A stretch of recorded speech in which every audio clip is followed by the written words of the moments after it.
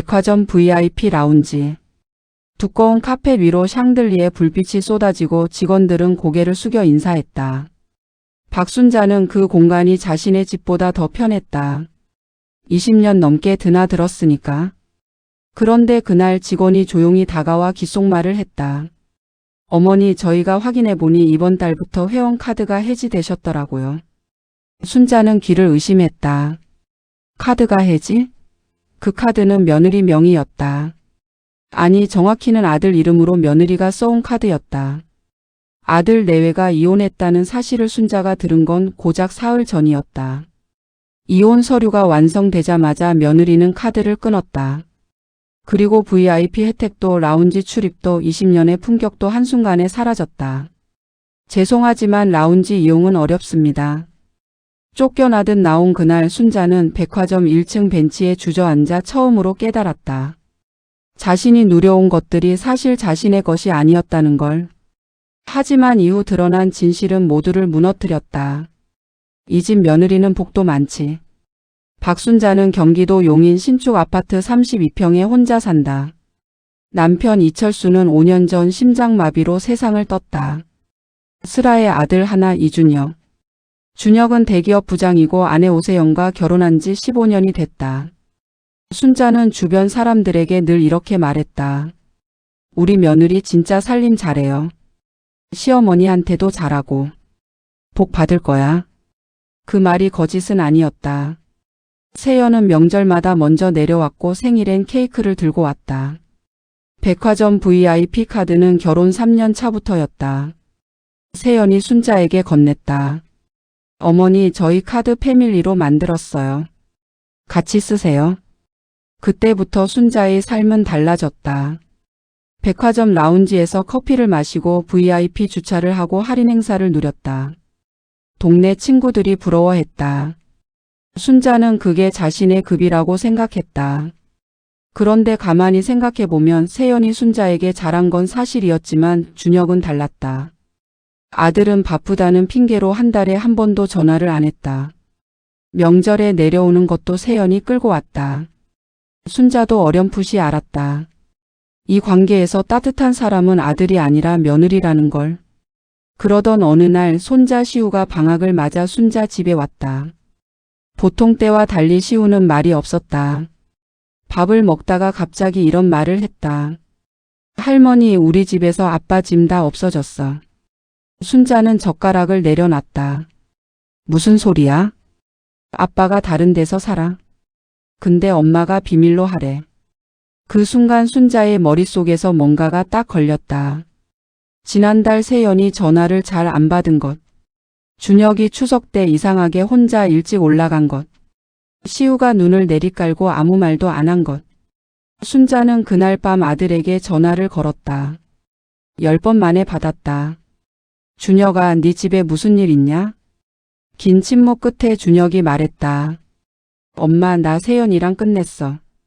순자는 전화기를 든 채 굳어버렸다. 언제? 2달 됐어. 2달. 2달 동안 아들도 며느리도 아무도 말하지 않았다. 그 사이 순자는 혼자 백화점을 드나들고 VIP 라운지에서 커피를 마시고 아무것도 모른 채 살았다. 복선은 거기 있었다. 세연이 카드를 끊지 않은 건 순자를 배려해서였을까? 아니면 아직 뭔가 정리가 안 된 것이었을까? 그 이유는 나중에 드러난다. 하지만 그것이 드러나는 순간 순자는 자신이 얼마나 많은 것을 오해하고 있었는지 알게 된다. 며느리가 끊은 건 카드가 아니었다. 이혼 소식을 들은 다음 날 아침 순자는 친구 명숙에게 전화를 걸었다. 나 어떡해? 며느리가 나간대. 명숙은 한숨을 쉬었다. 그러게 요즘 세상이 그래. 근데 왜 나갔대? 순자는 대답을 못했다. 아들한테 묻지 못했기 때문이다. 사실 묻기가 두려웠다. 이유를 알면 더 슬플 것 같았다. 순자는 일주일 후 세연에게 직접 연락했다. 세연은 전화를 받았다. 어머니. 목소리는 차분했다. 울지 않았다. 세연아, 네가 먼저 말을 해줬어야지. 내가 어떻게 알았겠어. 죄송해요. 어머니 걱정될까봐. 근데 왜 카드는 바로 끊었냐? 세연이 잠시 멈췄다. 어머니, 그 카드 사실 준혁 씨 명의 아니에요. 순자는 귀를 의심했다. 그게 무슨 말이야? 처음부터 제 월급으로 만든 카드예요. 준혁 씨 이름을 빌렸을 뿐이고. 어머니 드린 패밀리 카드도 제가 매달 유지비 내왔어요. 15년 동안요. 전화를 끊은 후 순자는 한참을 앉아 있었다. 15년. 그 카드가 며느리 돈이었다는 것. 아들 이름이 붙어 있었지만 사실은 세연이 낸 돈이었다는 것. 그리고 또 하나. 아들은 그 사실을 알고 있었을까? 순자가 준혁에게 다시 전화를 걸었다. 준혁아, 그 백화점 카드 세연이 돈으로 만든 거라며. 알아? 알면서 왜 엄마한테 자기 카드인 척 했냐? 엄마가 좋아하니까. 그 말에 순자는 처음으로 화가 났다. 아들이 좋아서 한 게 아니었다. 아들이 엄마한테 잘 보이려고 며느리 카드를 이용한 거였다. 더 정확히는 며느리의 희생 위에 아들의 효자 이미지가 세워져 있었던 것이다. 순자는 그제야 기억을 거슬러 올라갔다. 손자 시우의 학원비. 누가 냈을까? 명절 선물. 누가 샀을까? 해외여행. 누가 계획하고 예약했을까? 모든 것이 세연이었다. 아들은 돈을 벌었지만 그 돈을 쓴 건 대부분 세연이었고 그 혜택이 순자에게도 흘러왔던 것이다. 백화점 라운지에서 쫓겨난 게 창피했던 게 아니었다. 자신이 며느리 덕에 살면서 그걸 아들 덕으로 알았다는 것. 그게 부끄러웠다. 그리고 그때 순자는 더 깊은 질문 앞에 서게 됐다.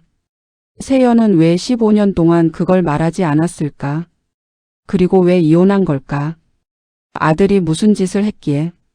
아들이 숨긴 것. 준혁의 이혼 사유가 드러난 건 세연의 친정어머니로부터였다. 세연 어머니 이정래는 순자와 20년 지인이었다. 두 사람은 아이들 결혼 전부터 아파트 같은 단지에 살았다. 그게 인연이 됐고 그게 결혼으로 이어졌다. 정래가 먼저 연락을 해왔다. 순자 씨 이제 알아야 할 것 같아서. 그리고 정래는 말했다. 준혁이 회사 동료 여성과 2년 전부터 만나왔다는 것. 세연이 그걸 알게 된 게 1년 전이고 1년을 혼자 버텼다는 것. 그리고 결국 이혼을 결심한 것. 순자는 숨이 막혔다. 그게 사실이야? 세연이가 나한테도 숨겼어. 어머니 상처받을까봐. 그 애는 끝까지 어머니 걱정을 했어요. 순자는 그 자리에서 눈물이 쏟아졌다. 자신이 그렇게 아끼고 믿었던 아들이 외도를 했다는 것. 그리고 며느리는 시어머니가 상처받을까봐 1년을 혼자 삭혔다는 것. 그때 갑자기 순자는 기억이 났다. 1년 전 추석 세연이 유난히 조용했던 것. 시우가 엄마 눈치를 봤던 것. 준혁이 명절 내내 핸드폰만 들여다봤던 것. 그 모든 게 다 이어졌다. 그날 저녁 순자는 아들 집으로 갔다. 준혁은 이미 짐을 빼고 없었다. 세연 혼자 시우와 살고 있었다. 문을 열어준 세연의 얼굴은 말랐다. 눈밑이 검었고 표정이 텅 비어 있었다. 어머니 어떻게 오셨어요? 들어가도 되겠냐? 세연은 아무 말 없이 문을 열었다. 순자는 거실에 앉았다. 예전과 같은 소파. 예전과 같은 커튼. 달라진 건 준혁의 흔적이 하나도 없다는 것이었다. 세연아, 내가 몰랐다. 세연은 순자 앞에 앉아 고개를 숙였다. 제가 말했어야 했는데요. 아니야. 네가 참아준 거잖아. 나 때문에. 그 말에 세연의 눈에 처음으로 눈물이 맺혔다. 어머니가 좋았어요. 진짜로. 순자는 세연의 손을 잡았다. 아들보다 이 사람이 더 딸 같다는 생각. 아들의 배신보다 며느리의 희생이 더 크게 느껴지는 아이러니.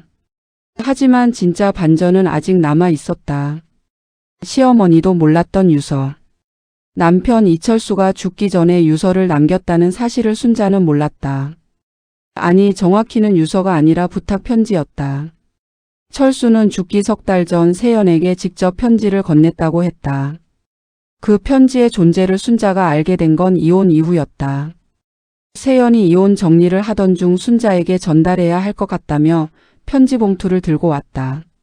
아버님이 남기신 거예요. 저한테 주시면서 언젠가 어머니께 드리라고 하셨어요. 봉투 안에는 A사 용지 2장이 들어 있었다. 남편 특유의 삐뚤빼뚤한 글씨. 순자야. 내가 먼저 가게 됐다. 준혁이 걱정이 많이 된다. 그 애는 착한 척 하지만 속이 약해. 바람 피울 놈이야 솔직히. 세연이가 고생할 것 같아서. 세연아 미안하다. 네가 잘 버텨주면 좋겠고 만약 못 버티면 그건 내 잘못이 아니다. 순자야 세연이 편 들어라. 무조건. 순자는 편지를 읽고 또 읽었다. 남편은 알고 있었다. 아들이 그럴 수 있다는 것을. 그리고 세연에게 미리 사과를 했다. 그리고 자신에게 당부를 남겼다. 그런데 세연은 그 편지를 받고도 5년 동안 혼자 간직했다.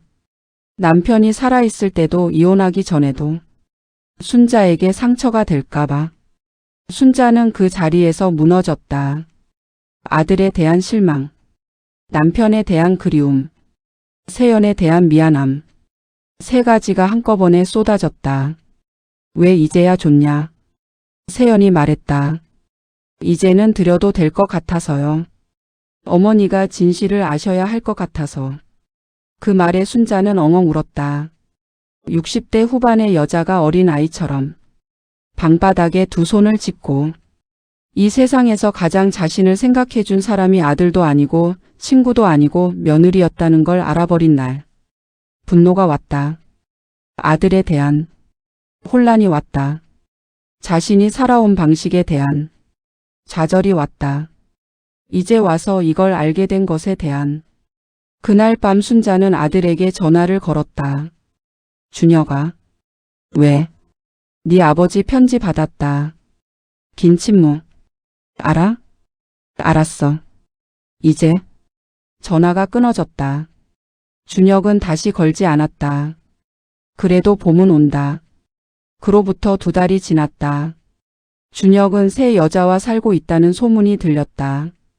순자는 아들에게 연락하지 않았다. 먼저 할 말이 없었다. 아니 할 말은 넘쳤지만 해봐야 달라질 게 없다는 걸 알았다.